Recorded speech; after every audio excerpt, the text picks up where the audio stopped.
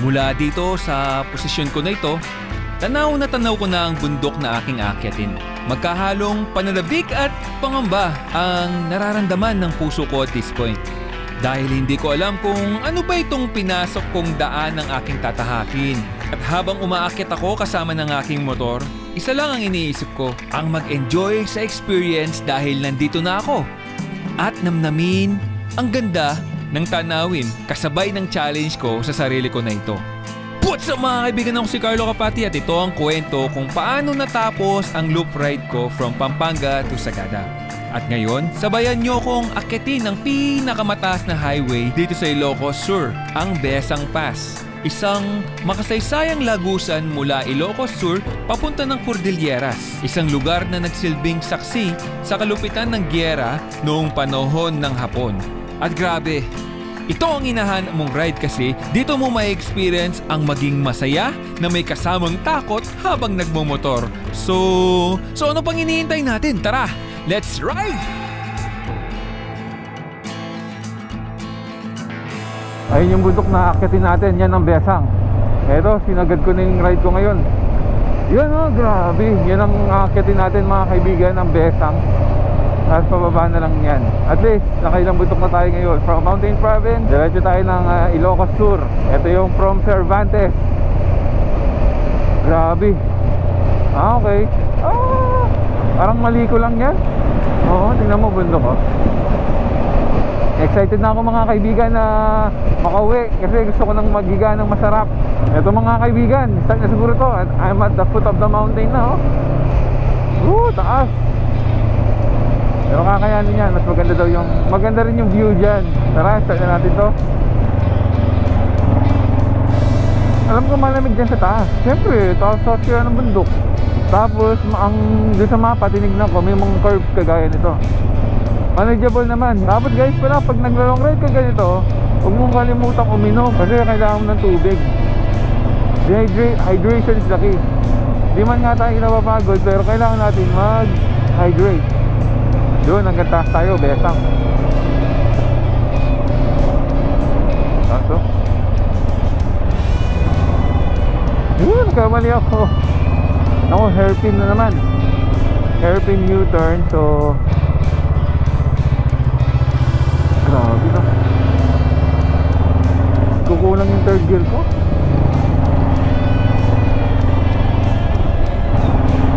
Kotang-kota na ako sa ride ko. Ahon din ah.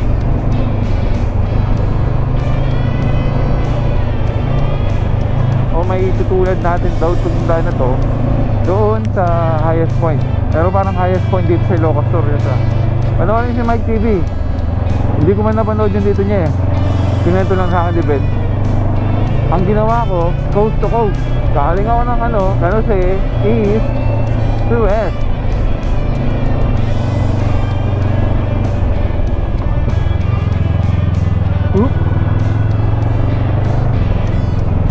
Okay naman palindahan dito yan.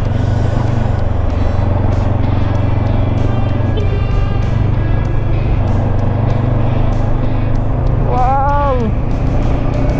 Umaahon na naman.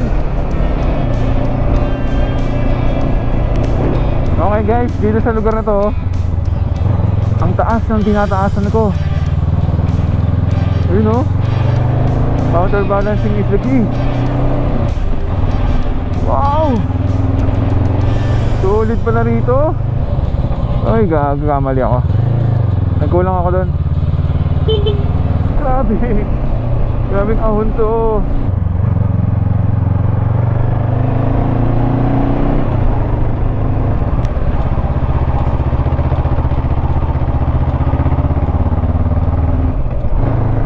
Hindi kaya. Masisira ako dito. Dapat second gear lang. Pagpahon, baba gear. Second gear. Bang. Bang. Bang. Oh my gosh.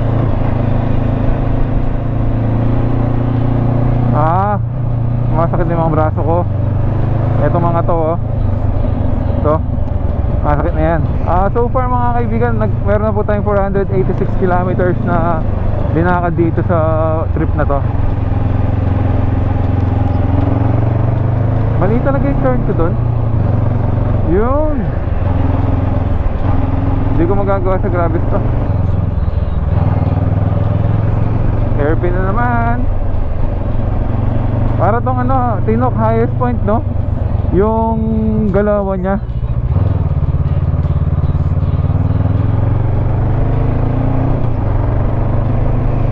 Isa pa yata, isa pa bundok. Oh, shucks. Uy, grabe, sorry. Ay, tinitignan ko kasi yung ano, yung bundok. Eyes on the road, brother. Hindi pa yun yung pinakamataas. Imagine, no? Nagkaroon akong pagkakataon ganito. Ako'y masaya na ang aking puso. Alam nyo mga kaibigan, pag mag-isa kang ganito, nagkakaroon ako ng clarity. Pero actually, every time na sumasakay ako ng motor, wala naman akong iniisip eh. Kasi hindi ka pwedeng mag-isip ng iba. Kung hindi kailangan magmotor ka na maayos. Sir, anong meron dyan sa ilalim? Hindi, nag-side lang kayo? Okay, sige, sige. Have a safe trip. May mga turista pa. Oh, nasaan na yung taas?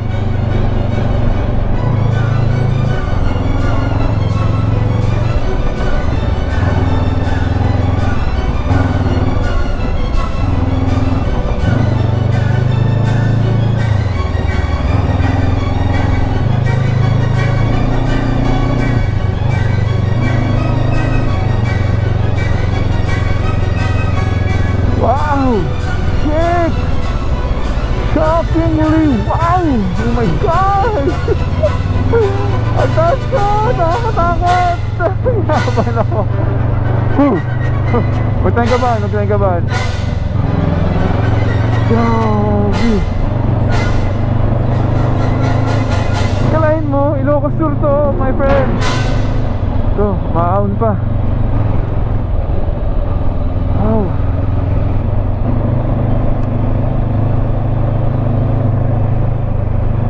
Zigzag. Buti pa dito, napa-perfect ko. Oh yeah, zigzag.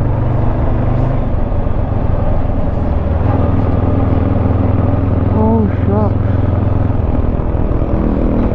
Okay, nasa taas lang tayo. At may electric lines pa sa taas. Ganda rito.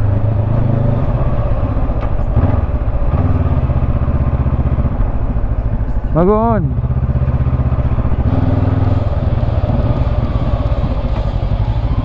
Viewpoint ba yun? Sir, eto na ba yung pinakamataas? Meron pa doon. Yun yung Besang Monument. Doon po. O sige, akala ko dyan yun. Thank you, thank you. Ang ganda pala rito. Galing ako sa Sagada. O sige, salamat. Ingat po. Okay. Akala ko ito na yung pinakamataas. May mas mataas pa pala. Historically daw, may nangyaring battle dito sa may Besang. O meron naganap dito sa Besang na battle. Kasi kaya nga ang tawag dito Besang Pass. Battle, parang yung sa Laksak Pass. Yung sa may Maliko, Imperial Army versus Filipino Allied and American Troops. Dito yun. Diba? Rich ang culture natin at ang history natin ng loyalty and heroism.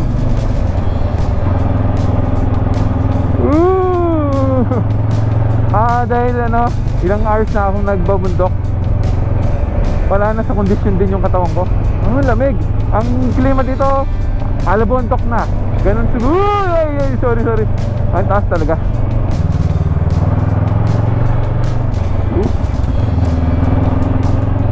Saka marami ding traces of rockfall. Marami pa lang dumadaan dito ng mga sasakyan. Kasi hindi lang ako yung papunta dun eh. Pero grabe naman tingnan mo yung view Ganda diba?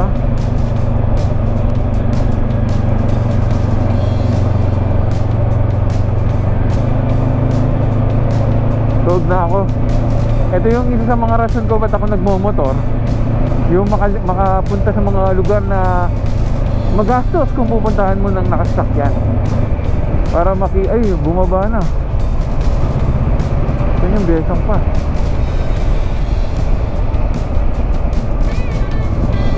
Hindi pa. Pababa na no. Nakakatakot ang bababa ng walang brake. Brake check, brake check. Laging tignan ang brake ha, Carlo Kapati ha. Ikaw din nanonood na rider ha. Ingat, ingat. Hindi ko tuloy makita yung view. Bumababa tayo, no? Bababa na tayo ng unang bundok. Ilang bundok ba to? First mountain.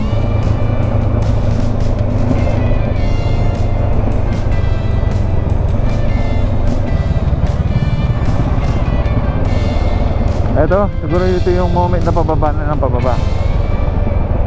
Katanong ako ng mga tao. Ma'am, pwede po magtanong? Saan po yung Besang? Besang Pass. Nalampasan ko na?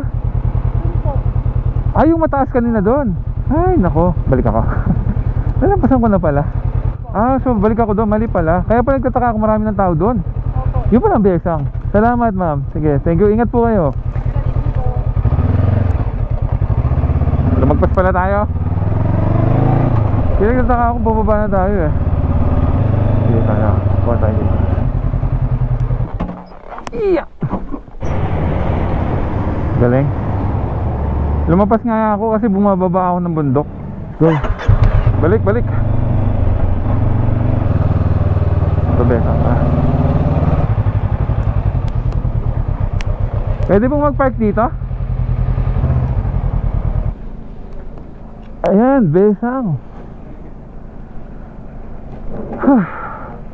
Lumampas ako, sir. Nahanap ko yun ba? Ba't parang bumababa ako, kako? Nasaan yung Besang, kako? Ito pala eh. Kamusta po? Saan po kayo galing yan, sir? Galing sa ngayon na Cordillera Adventure Tour. Ay, yung loop? Saan po nagsisimula yun? Baguio. Parang yung ginagawa pala ngayon eh. Ha? Hey, sir, hello pala. Ano pong pangalan nyo? Romel, Philippine Looper din na Cordillera Looper, tama po ba? Hello po. Level 1. Level 1. Nice meeting po. Carlo Kapati po. Burn akong YouTube. Sige sir. Ingat ka sir. Yes sir. Lumampas pala ako. Hello po. Hello po. Hello. Hi. Yan, nandito tayo mahilig tayo sa mga ganitong monument. Battle of Besang Pass. Philippine Army versus Japanese occupiers. Ito. Cool, di ba? Ayun, no? American to. Tapos meron pa sa taas. Hindi na siguro ako akit sa taas. Titignan ko na lang sa drone. Pero ito yung itsura ng Besang Pass Monument. Nandito tayo sa pinakamataas na nung inakyatan natin. Di man mataas. Mataas na mataas. Wow. Interceptor na. Dito pa kayo. Kagaya nyo yung kasama ko, ganyan yung sa kanya. Interceptor. Hello po. Hello. Ay, solid dito, yun o. Ayun mga kaibigan yung dadaanan ko na. Hanap lang kami ng madaanan. Okay, Pastor Conrad po, no? Pastor. Anong church nyo po? Tarlac First Baptist Church, Victoria, Satellite. Baptist din po kayo. Sige po. Nice meeting you po, Pastor. Nice Mga meeting. pastor pala kayo. Oo, Sige po. Taon-taon. Pangalawang taon na namin to. Umiikot kami. Tapos Sunday, Resurrection Sunday, uwi kayo, no? Oo, kanya-kanyang may church service. kami. Sunrise kayo nun? Oo, sunrise. Oh. Kanya-kanyang church. Ang galing, as parang core group kayo, no, na magkakasama. O sige po. Sige, Mga pastor pala kayo. Bigat pa ng mga sabay ko. Sige po, ingat po kayo. Ride safe. Hindi na ako nagpalipad ng drone kasi naisilaw ng 500. Alam nyo naman ako matipid. Basta may gastos. Pass tayo dyan. Ayun na-meet ko sila Pastor Conrad, mga grupo ng pastors sa Tarlac. Mga pastor, ingat po kayo. Tuloy na tayo. Thank you po. Una na po ako. Ingat po kayo. Ikot muna tayo dun. Paalam, Besang Pass. Ingat, ingat. May bayad yung drone kaya dito na lang ako magda-drone. Shout out, Brother Fry! Ay, naku, napagod talaga ako sa biyahe na to. 3:30 pa lang, ang uwi ko niyan mga alas 10 na.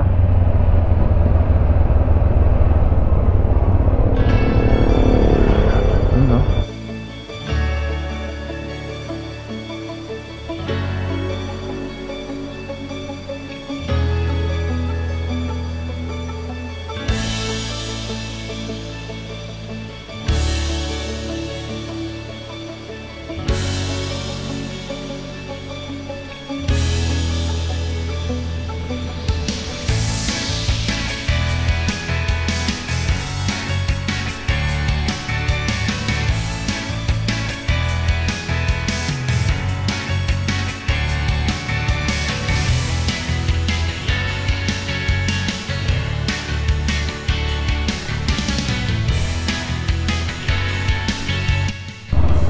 Okay guys, pauwi na ako. 3:51 ng oras. Ganda, imagine ko I'm at the foot of the mountain. Isa daw to, sabi ni Pastor Conrad, sa dangerous roads, etong Besang. Ayun, oh shit, mayuyuyot ko.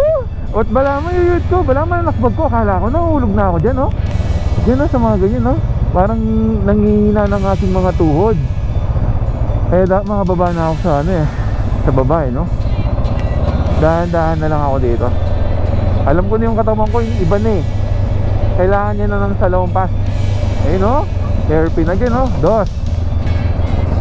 Okay. Oy, perfect hairpin! Tantaraman, 10/10. Carlo Capati for the win. Ay, grabe talaga yung view dito. Gusto ko man ma-enjoy yung view pag in-edit ko na lang yung vlog. Kasi, kunyari, nagkamali ako dyan. Dire-diretso ako sa kamatayan ko nun. Wow! Oh my gosh! Grabe! Ay, ito naman, hairpin na naman. Ay, nagkamali ako. Wala, nagkamali ako. Shock! Ganda! Hindi ako marunong mag-overtake pag ganito.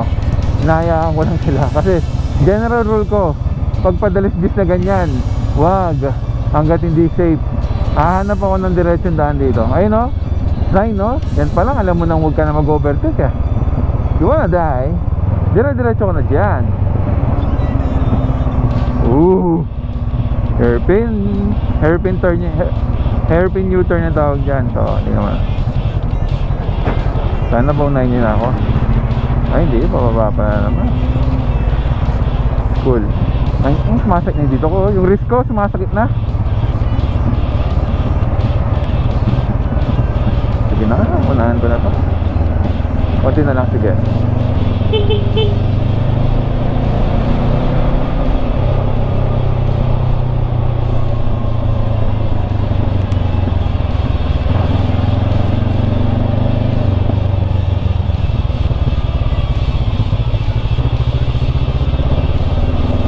Side.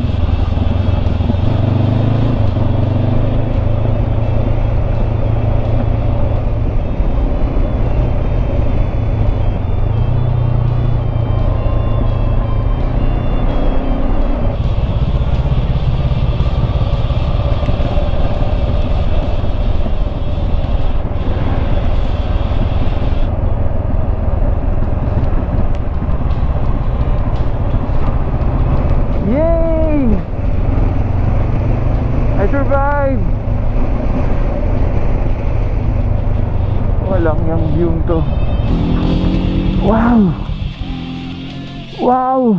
Shit!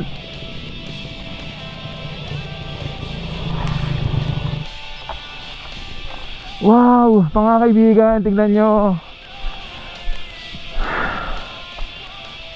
Grabe, minsan lang makakitang ganito. Okay na to. Sobra-sobra na to. Grabe.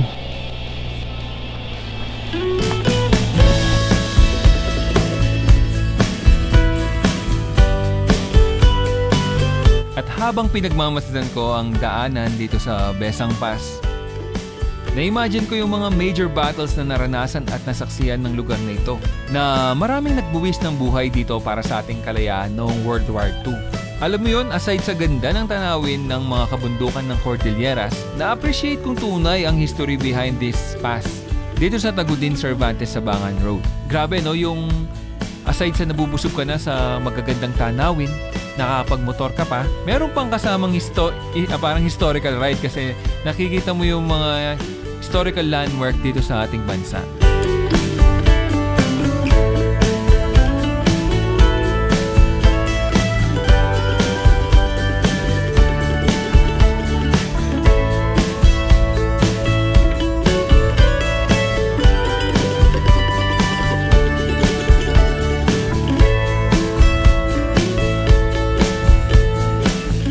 Welcome to Suyo. 25 kilometers pa mga kaibigan. Oh, ganda talaga dito. Hindi ako magsasawang magmotor sa Pilipinas. Siyempre pag nagsama ako, iba na, helicopter. Sasabi ko, hindi na ako magsasama mag-helicopter sa Pilipinas. Oh, sana all. Wow, shit, hindi ako makatingin. Ayun na, mamatay ako. Pag tumingin ako, mamatay ako. O yan, may viewpoint pa yata. Shockingly good. Solid, liquid and gas.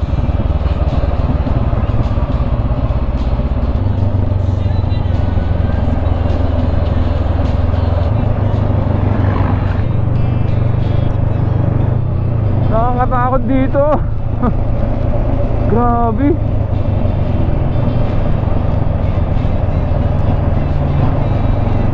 At least na-conquer ko na to.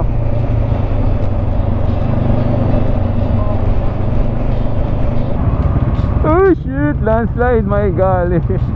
Galing sa taas. Ay, bangin, nakakatakot. Nilignan pa niya. Nagkaroon ng acrophobia dahil sa pagmumotor. Lalim no.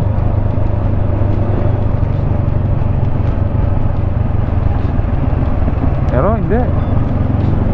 Walang malalim sa pangalan ko. Ako si Carlo Kabati. Kinakabahan.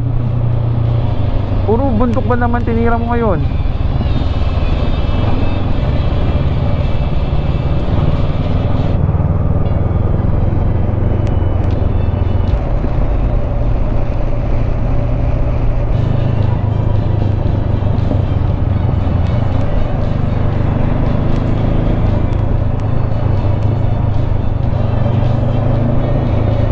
Ay, salamat.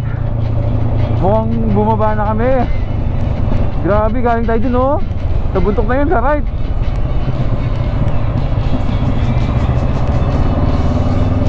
Welling up ko talaga.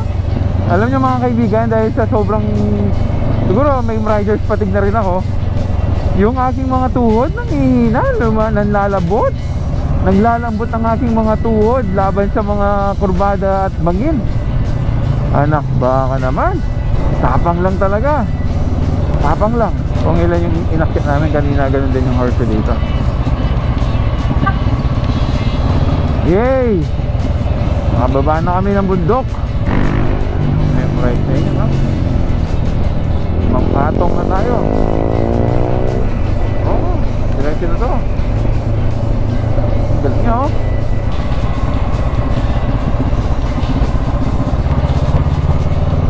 Yay! Malapit na tayo mga kaibigan bumaba dito. Siguro mga 6. Laon pa lang ako.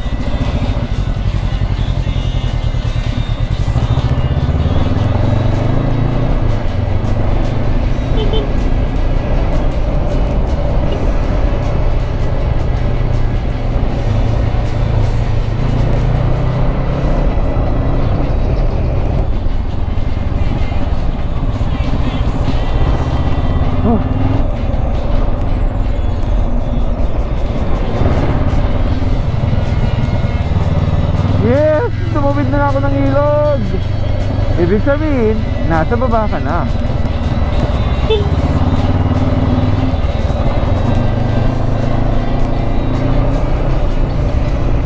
I cannot believe I did this. Carlo Kapati, ang galing mo.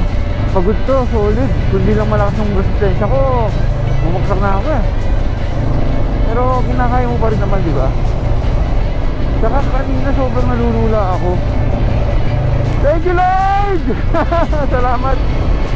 Ay, grabe. Ay, grabe experience ko ngayon. Ay, ganun ba? Ay, joke. Grabe experience ko ngayon, mga kaibigan. Napakasarap. Kaya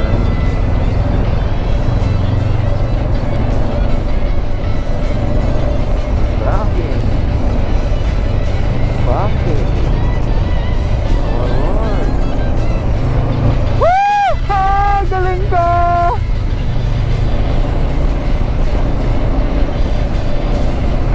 Naiyak ako. Naiyak ako. Grabe. Agawa ko yun eh. Hindi pa pagka... Ay, grabe, naiyak ako mga kaibigan. Sorry ah. Iba experience eh. Salamat sa'yo, Madzilla.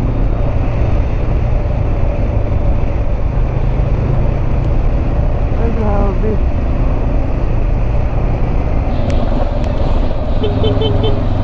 Sabi nga nila, sound warning when passing.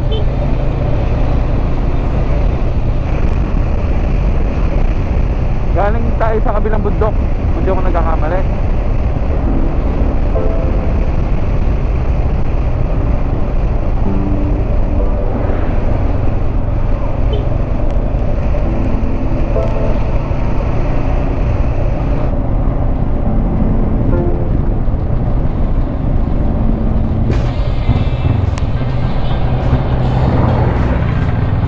Grabe yung ginagawa nila dito sa production, no?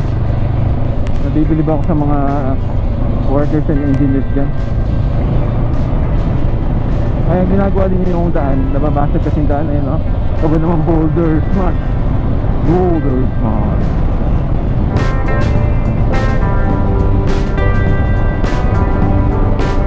Ito mga kaibigan, no? Nakikita nyo itong mga rock formation na to, solid. No, alam nyo, gustong gusto ko nang umuwi. Nandito ako ngayon sa Ilocos Sur. Ayun o, meron pang hanging bridge. Ganda ng pagkakagawa nila dito. Hindi ko alam kung gaano pa kalayo to, pero ito na mga kaibigan, no? Pa-exit na rin ako. Baka magkakape muna tayo sa La Union, kasi talagang antok na ako eh. Hindi ko alam ang gagawin ko. Tumatakbo lang tayo ng naka 500 na tayo, 524 kilometers. Para lang tayo sumali sa Cordillera Statue. Okay mga kaibigan, dito na. Wait lang, ito na ako yata Timbalense.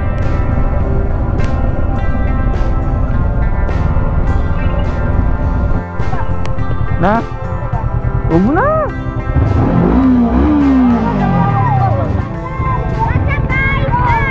Sige pa. Bye bye. Hindi, pinapabili ako ng ng halo-halo, pero ayoko. Guys, hindi ako kakain ng halo-halo kasi masakit yung tiyan ko kanina pa. Wala pa namang sa loob yun. Ilocos Norte pa lang ako. Tour, sabi ng tour. Wag daw pagpalit. Wait lang. Tama may nag-iisang akasya dun Weird. Kita kaya? Yun nag-iisang akasya sa gitna ng galing. Para siyang century tree. Pero wala akong time dyan. Mga kaibigan, di ba nagsimula tayo ng Banawe, umakyat tayong Bonto, umakyat tayong Sagada, umakyat tayong Besang, bababa tayong La Union. Hinati ko po yung Luzon. Oo nga nagsimula ako sa east, tinapos ko sa west. So gumawa akong linya. Anak ba? Iniikot ko yung Luzon mga kaibigan.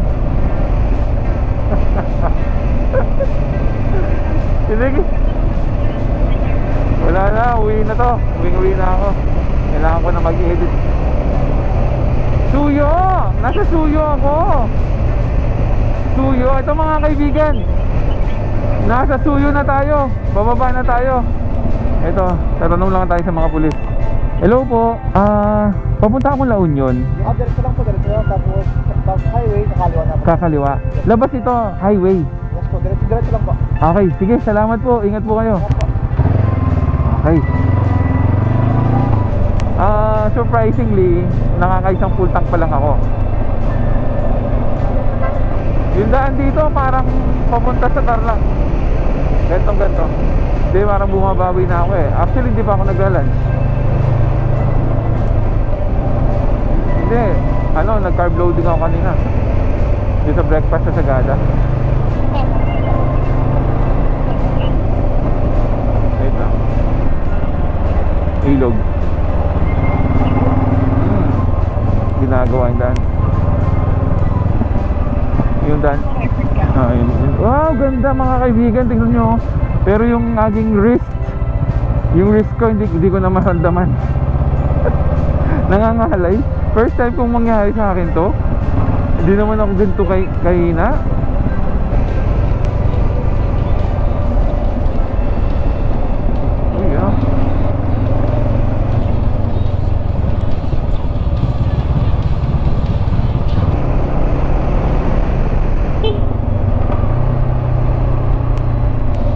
Tumatalong kasi motor eh.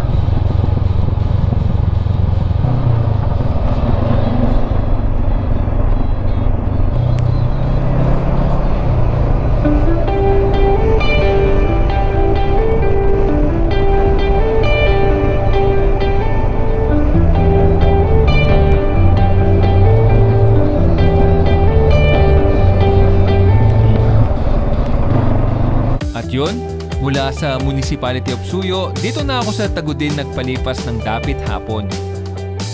Alam nyo, dito ko na-realize na itong solo ride experience ko ay isang personal challenge na napagtagumpayan ko bilang isang taong mahilig magmotor. At sobrang thankful ko dahil generally safe naman ang naging riding experience ko dito sa solo ride pa Sagada. Dito sa point at dito sa point ng biyahe ko na to, aside sa wala na akong battery, wala na akong charge wala na rin akong may healing pa dahil na-achieve ko na itong goal ko dito. So, ayun nga, sa pagkatapos ng kaisa-isang solo ride experience ko ngayong 2023, isa lang ang masasabi ko. Ngayong bagong taon, ngayong 2024, uulitin natin ito. Guys, bali nasa Tagudin ako. Didiretso na ako dito sa Luna. Wala na tayong makikitang footage ngayon kasi lobat na sa ko. Ikaw ba naman ako? Anyway, uwi na tayo. Let's go. Grabe, hindi ko talaga makakalimutan yung first solo ride ko dito sa buong pagmamotor ko. At itong solo ride ko na to, babaunin ko to sa puso ko forever. Kaya nga nasabi ko sa sarili ko na uulitin ko to ngayong bagong taon, ngayong 2024. So ako si Carlo Kapati, huwag kalimutang mag-like and subscribe. Ayos ba? Okay, San Fernando exit. So it's 2:14. Mga kaibigan, woo! Na-complete natin yung simula lang masaya. Pag lumakit na yung mga katawan mo, hindi na masaya. Alright.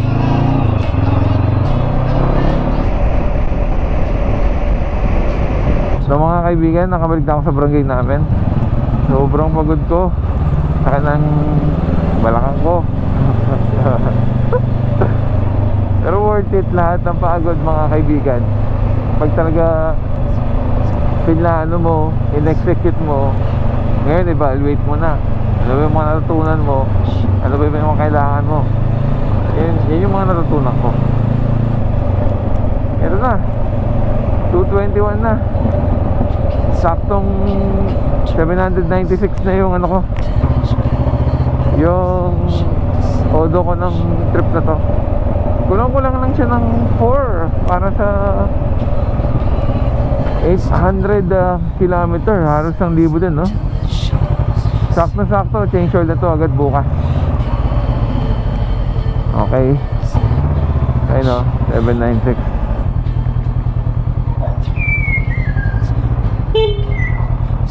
Okay mga kaibigan, ako si Carlo Capati at ito ang aking super duper first solo ride in Cordilleras. Bye!